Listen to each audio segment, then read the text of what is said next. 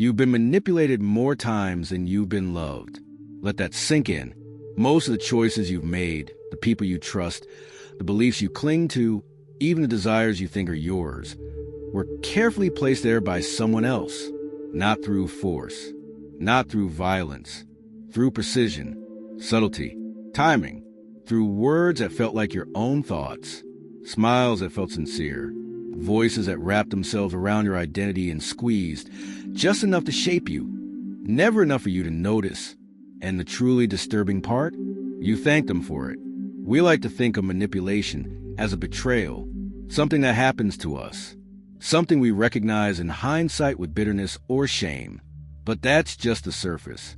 The most dangerous manipulation is the kind you never question, the kind that feels like freedom, like love, like destiny. And maybe you're not just a victim. Maybe you're doing it too, without guilt, without hesitation, without even knowing it. What if being human means being a manipulator by nature? What if every conversation you've ever had was a negotiation of power, masked as politeness? What if kindness is often a strategy and vulnerability is sometimes a trap? Machiavelli understood this before most of us could spell ethics. He saw through the illusion of virtue. He wrote that it is not goodness that makes a ruler strong, but the appearance of it. That people don't want truth. They want comfort. They don't want freedom. They want safety. And those in power know exactly how to sell it to them. So here's the paradox. The people most skilled at controlling others are rarely seen as controlling. They're loved, admired, trusted, the charming executive, the charismatic lover, the gentle leader. And the more invisible their tactics, the more effective their power. Control isn't loud. It's quiet. It doesn't shout. It whispers. You may have walked away from countless conversations thinking you won, when in truth, every word you spoke was guided. Every decision you made was engineered. Every opinion you held was planted. You were handled. And the scariest part? You probably enjoyed it. That's what makes Machiavellian psychology so terrifying and so effective. It doesn't rely on brute force or manipulation in its cartoonish form. It relies on the architecture of your own mind, your patterns, your fears, your need to belong, your hunger to feel important. It plays on what already exists inside you and turns it against you. And here's where the question twists inward. If you could learn this skill, if you could understand the exact mechanics of how people are controlled, what would you do with that power? Would you use it to protect yourself? To rise in a rigged world? To ensure you're never deceived again? Or would you become the very force you once feared? Sharp, calculated, untouchable? Because whether you know it or not, you are already in the game. Every day, people are shaping your behavior, bending your decisions, curating your perception of reality itself. Teachers, lovers, leaders, friends, even algorithms. Control is not the exception in human life. It's the infrastructure. And if you don't understand how it works, someone else will use it against you. So ask yourself, are you thinking or being thought through? Are your desires yours or hand-delivered with a smile? Are you awake or just well-programmed? This isn't about becoming a villain. It's about waking up, learning the rules, and realizing that influence, real influence, isn't about shouting louder. It's about whispering the right thing at the right time to the right mind. The psychology of control is deeper than charisma. It's ancient. It's primal. It's you. And if you're ready to go deeper, to uncover what truly drives human behavior beneath the polite surface, you need to see what's hidden behind the mask, because that's where power lives. Power doesn't begin in politics. It begins in the psyche. Before a single word is spoken, before any command is given, before control becomes visible in society, it is first constructed in the mind. And this is the part most people never realize. We are not manipulated because we are weak. We are manipulated because we are human. Every person walks around with invisible levers built into their psychology, deep, preconscious triggers that can be pulled by anyone who understands the system. And the system is ancient, older than language, older than morality.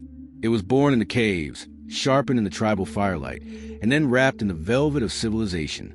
Carl Jung called it the shadow, The hidden part of the self that society tells you to deny. The aggression, the lust, the selfishness, the envy. We suppress it, deny it, pretend we are above it, but it doesn't disappear. It waits. And whoever knows how to speak its language can control us, because they are speaking to the part of us we won't even admit exists. Think about this. Why do people fall for charismatic leaders who clearly lie? Why do some stay in toxic relationships, obeying partners who manipulate them?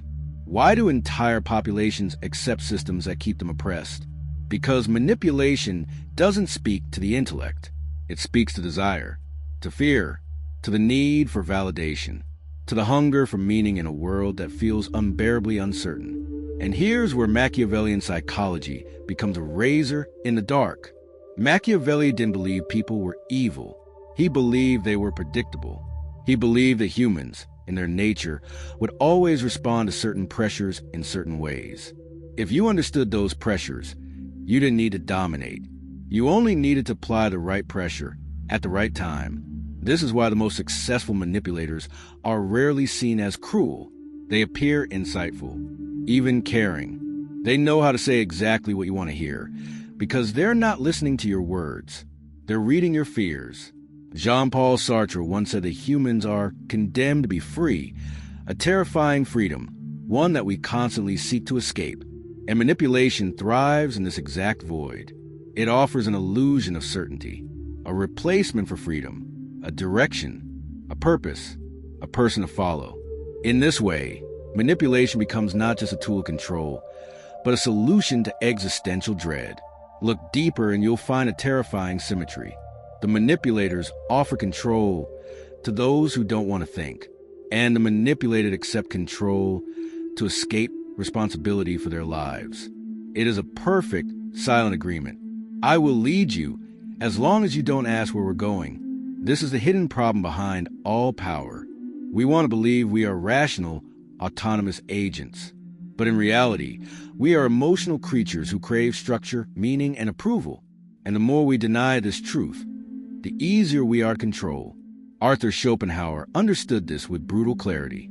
He believed the human will, our deep, unconscious desire to assert ourselves, is a true engine behind every thought and action. But most people are not aware of their will. They follow the path laid in front of them, thinking they're choosing it freely. This blindness creates the perfect target for manipulation. Because when you don't understand what drives you, someone else can reach into your psyche and drive for you. The algorithm does it. The ad does it. The politician does it. Even your partner might do it. So why don't we resist? Because manipulation doesn't feel like coercion. It feels like clarity. The manipulator doesn't say, "Do what I say." They make you want to do it. They let you think it was your idea. You don't push back against something that feels like you. This is a hidden architecture of manipulation. It is not about dominance. It is about intimacy. It is about knowing you better than you know yourself, and turning that knowledge into quiet control. Friedrich Nietzsche once asked, "What if truth is a woman? Unpredictable, emotional, seductive, refusing to be pinned down by logic." What he was saying, in essence, is that reality is not governed by facts alone. It is shaped by perception, by persuasion, by narrative. The person who controls the story controls a world, and the person who controls your story controls you. This is the core of Machiavellian psychology. It's not about lies. It's about strategy. It's not about cruelty. It's about clarity. It's not about being heartless. It's about understanding that hearts, beating, vulnerable, hopeful, can be moved like pieces on a board. And if you don't know how the game works, you are not playing it. You're being played. But we're not finished yet. This problem goes deeper than manipulation between individuals. It's not just psychological. It's cultural, structural, neurological. We're being shaped not only by people, but by systems we can't see. Systems designed to exploit the very wiring in our brains that once helped us survive. And it's happening right now. The consequences of this hidden machinery are more than personal. They are collective, global, existential. The next part is not comfortable, but it is necessary. Because until we face the unseen consequences, we will never know the cost of control we allow. There's a cost of being controlled, even if you don't notice it, especially if you don't notice it. You think you're choosing. You think your opinions are yours. You think your desires come from within. But there's something hollow in the satisfaction you feel afterward. A quiet unease, a sensation that you performed your life more than lived it. This is not a glitch in the system. It is the system. Control doesn't only exist between individuals. It is embedded in the very fabric of modern life. It's in the architecture of your apps. It's in the rhythm of your news feed. It's in the social norms you conform to without ever realizing you had a choice. And the consequences are not just emotional or psychological. They are existential. Consider this. You wake up, check your phone, scroll through curated stimuli designed to provoke micro doses of emotional arousal, envy, outrage, attraction, superiority. Your neural circuitry is hijacked before your feet even touch the floor. Your sense of self begins to orbit around reactions, trends, numbers. You haven't had an original thought today, but you feel like you're in control. That's the genius of it. Manipulation in modern society doesn't come with shackles. It comes with a dopamine hit. It rewards you for compliance. It creates the illusion of freedom while quietly rewriting the operating system in the background. You don't rebel against it because it feels good. You don't question it because it feels familiar. This is what cognitive scientist Yuval Noah Harari calls hacking the human animal, understanding the triggers and patterns of human biology so precisely that external systems can predict and direct behavior more effectively than the individual can resist it. Let's be clear, this is not science fiction. It's happening now, in your brain, in your choices, in your sense of identity. You are being shaped. The brain's reward system, the ventral striatum, the nucleus accumbens, is highly susceptible to patterns of novelty, validation, and social reinforcement. Algorithms exploit this, feeding you a continuous loop of curated information that strengthens confirmation bias and weakens critical thinking. You're being trained. You are being conditioned, just like a lab rat pressing a lever for sugar. But unlike the rat, you think you're making conscious choices. And this is where the unseen consequences metastasize. Your will erodes, not in a dramatic, cinematic collapse, but in tiny, almost imperceptible compromises.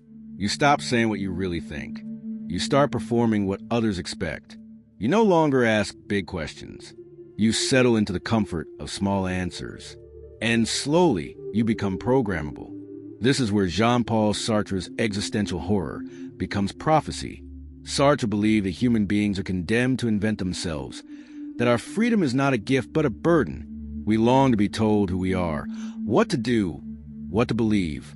And so, when someone comes along with confidence, with clarity, with charisma, we hand over our freedom like a child handing over a toy, because responsibility terrifies us. And this terror makes us vulnerable to those who offer certainty in exchange for submission, whether the political leader, a social media influencer, or a romantic partner who claims to know you better than you know yourself. The effect is the same. You surrender your complexity. You outsource your will. And eventually, you forget what it meant to think for yourself at all. This is not manipulation as a tactic. This is manipulation as a lifestyle. A culture of engineered compliance disguised as connection. A world where control is monetized, scaled, and silently injected into everything. And the most haunting consequence? You become a stranger to yourself. Viktor Frankl wrote that life is not primarily a quest for pleasure or power, but a quest for meaning. But how do you find meaning if your compass is broken? If your goals are dictated by societal scripts? If your passions are merely projections of marketing campaigns? You lose your agency. You lose your authenticity. You become a highly functional imitation of a person, and the systems that manipulate you will applaud your efficiency while quietly draining your essence. Now take that personal erosion and scale it to society. What happens to a culture where people are rewarded for being manipulatable, where critical thought is drowned by emotional bait, where truth is subjective and obedience is gamified? You get a population that can be ruled not by force, but by narrative. You get a society where reality is no longer something you investigate, but something you consume. And when the stories get dark enough or loud enough or seductive enough, No one stops to ask who's writing them, because they don't want to know. This is the ultimate danger. Control becomes invisible. Manipulation becomes normal. And freedom becomes terrifying. So the question now isn't whether you're being manipulated. You are. The question is, can you see the strings? And if you can see them, are you ready to pull them yourself? Because to escape the system, to reclaim your mind, to wield the same tools used against you, you must become something most people fear. You must become conscious. In the next section, we'll explore what that rebellion looks like, not as a fantasy, but as a real personal revolution, a shift in perception that changes everything. The game has rules, but they can be rewritten. And once you understand how power really works, you no longer have to ask permission to use it. Rebellion doesn't always look like protest. It doesn't always sound like slogans or fists in the air. Sometimes it begins in silence, in a single, dangerous moment where you stop and think a thought no one gave you. That's where it starts. The real rebellion is psychological, and it doesn't begin with a crowd. It begins with you, alone, questioning everything that once made you feel safe. Because if manipulation is the air we breathe, then clarity is rebellion. If control is the water we swim in, then awareness is revolution. To break free, you must become unnatural in a world that trains you to conform. You must become uncomfortable, because comfort is how they keep you docile. You must become ruthlessly honest, especially with yourself, because self-deception is the first leash. This is the paradox. You cannot escape manipulation by rejecting power. You escape it by understanding it, by studying the machine, by mastering the tactics. The same tactics Machiavelli laid bare, the same tactics the powerful use without blinking. And yes, the same tactics you can learn without losing your soul. Let's start with a core shift. 1. Stop seeking approval. The most manipulatable people are those addicted to being liked. Approval is a drug. The more you crave it, the more predictable you become. Manipulators can smell this weakness from across the room. They know exactly what to say to make you feel seen, validated, important. To break free, you must become emotionally self-sufficient. You must stop outsourcing your worth to other people's reactions. That means learning to disappoint others, to walk away, to be misunderstood. You must learn to live without applause. That's when your actions become your own. 2. Understand your shadow. Carl Jung's concept of the shadow is essential here. The shadow is everything you hide: your anger, your fear, your desire for power, your need for control.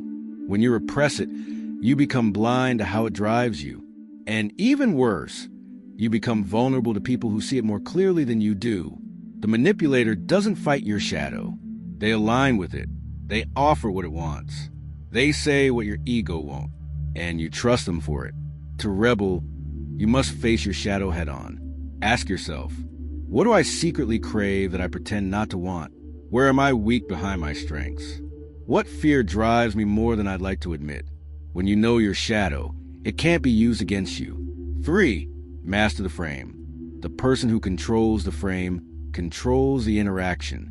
Most people enter conversations reacting, waiting, hoping to be understood. But the Machiavellian doesn't enter a conversation. They set the stage. They define the rules. They shape the context. This is called frame control. And it's not just a persuasion technique. It's a way of thinking. If you enter a room assuming you must prove yourself, you've already submitted. If you walk into a negotiation hoping to be liked, you've already lost. But if you define the frame, you define the reality others operate within. Break the habit of being agreeable. Practice disagreeing without emotion. State your opinions as if they were facts. Let others adjust to your certainty. You don't need to be loud, just grounded. People don't follow truth. They follow conviction. 4. Detach from outcome. Manipulators feed on attachment. The more you want something, acceptance, sex, approval, opportunity, the more you could be controlled. Desperation is a leash. It makes you predictable. And predictability is a tool for those who want to bend you. The rebel detaches, not out of apathy, but out of strategy. They play the game, but they don't need to win it. They are willing to walk away. to lose, to let go. That kind of power is magnetic, because no one can manipulate a person who is at peace with not getting what they want. 5. Use the system against itself. This is not about becoming a villain. It's about becoming immune. The way out is not to abandon power. It is to understand it so deeply that no one can use it against you. Study persuasion. Study propaganda. Study political psychology. Not to exploit others, but to recognize when it's being used on you. The rebel knows when they're being sold. They see through the seduction. They pause when others react. They choose when others obey. And when they influence, it's intentional, not manipulative, strategic. Because if you don't play the game plays you. This is not easy. You will lose people. You will scare people. You will challenge the invisible rules that have governed your life. But what you gain is something far more dangerous than comfort. Clarity. And with clarity comes choice. With choice comes power. And with power comes a burden of freedom. Viktor Frankl wrote that between stimulus and response, there is a space. And in that space is our power to choose. But that space only exists when you are conscious. Only when you stop reacting and start observing. That's where the rebellion lives. In the space between the trigger and the response. In the choice to speak or stay silent. To submit or assert. To follow or lead. And now you see it. You see how deep the control goes. You see how the systems bend your behavior. You see how people are moved like pawns. And you see that you don't have to be one. But there's still one more layer. There's a final realization, one most never reach. Because beneath the tactics, beneath the rebellion, there's a truth so profound, so quietly transformative. It redefines what power is altogether. That's where we go next. What if everything you thought about power was a distraction? What if all the strategies, the psychological frameworks, the manipulation tactics, even a rebellion, were just steps on a staircase leading somewhere else? Something deeper, something older than Machiavelli, older than any philosophy or psychological model, not a method of control, but an understanding of the illusion of control. You've come this far. You've peeled away the layers. You've stared into machinery of influence, and for a moment, you've stood outside of it. But now comes the most dangerous idea of all. True power is not in controlling others. True power is in not needing to.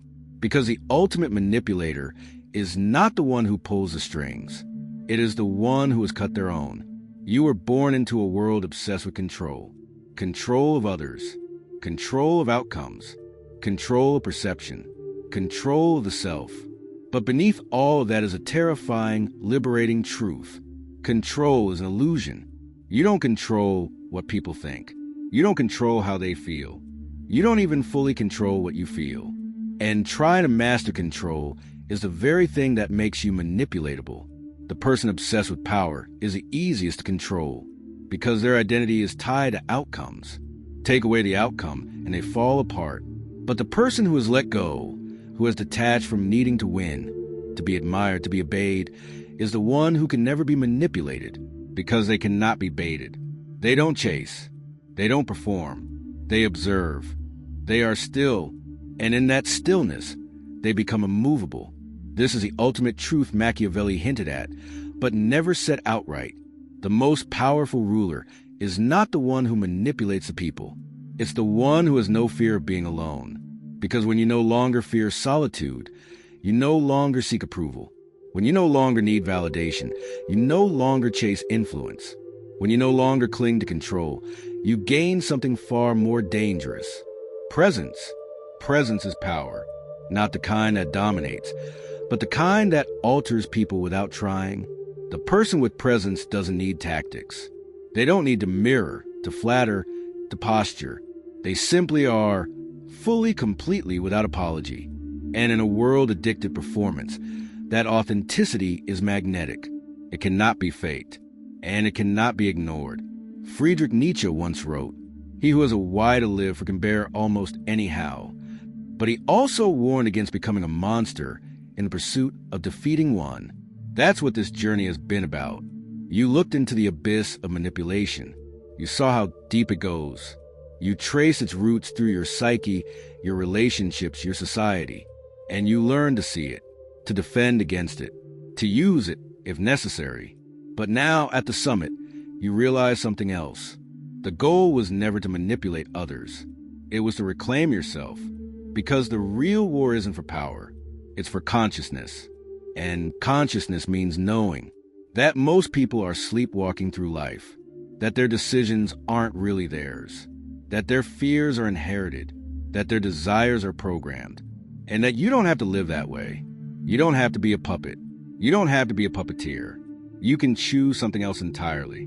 You can choose to become untouchable, not by building walls, but by dropping the mask, not by controlling others, but by mastering your awareness of when control is being used. You become free the moment you realize you were never in control to begin with, and stop trying to be, because there's a kind of power that cannot be bought, stolen, or learned. It comes only when you stop chasing it. It comes when you become real, unedited, unscripted, undeniable. It comes when your words are no longer weapons, but truth. When your silence is not compliance, but presence. When your life is no longer a strategy, but a stance. And in that space, no one can manipulate you, because you are no longer negotiating with the world.